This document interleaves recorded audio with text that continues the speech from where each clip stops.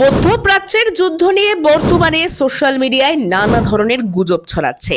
মধ্যপ্রাচ্যের যুদ্ধের ফলে ভারতে গ্যাস ও জ্বালানিতে প্রভাব পড়ছে ঠিকই, কিন্তু তা এতটাও আশঙ্কাজনক পরিস্থিতিতে এসে পৌঁছয়নি যে তাতে গোটা দেশ আবারও লকডাউনের পথে হাঁটবে। কিন্তু ইতিমধ্যে সোশ্যাল মিডিয়াতে বহুদিন ধরে প্রচার শুরু হয়েছে যে ভারতে আবারও লকডাউন হবে। এমনকি অনেক সোশ্যাল মিডিয়া বিশেষজ্ঞরা জানাচ্ছেন এটি হলো এনার্জি লকডাউন, অর্থাৎ জ্বালানি সরবরাহ বন্ধ হয়ে যাবে, রাস্তাঘাটে যানবাহন চলাচল বন্ধ থাকবে। সোশ্যাল মিডিয়ার এই ভুয়ো প্রচারের ফলে সাধারণ মানুষ রীতিমতো আতঙ্কিত।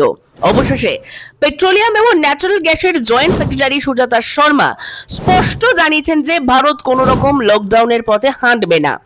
এখনো পর্যন্ত ভারতে পর্যাপ্ত গ্যাস এবং জ্বালানি রয়েছে। আপনারাই শুনে নিন ঠিক কি জানানো হয়েছে। ऐसा कोई डिसीजन नहीं है कि लॉकडाउन लिया जाएगा. So this is a rumour. Please make it clear to everybody, lockdown की स्थिति नहीं है और ऐसा कोई विचार भी नहीं किया गया है. So in very clear terms I want to reiterate, there is no situation like lockdown. No decision has been taken. It is not even under consideration.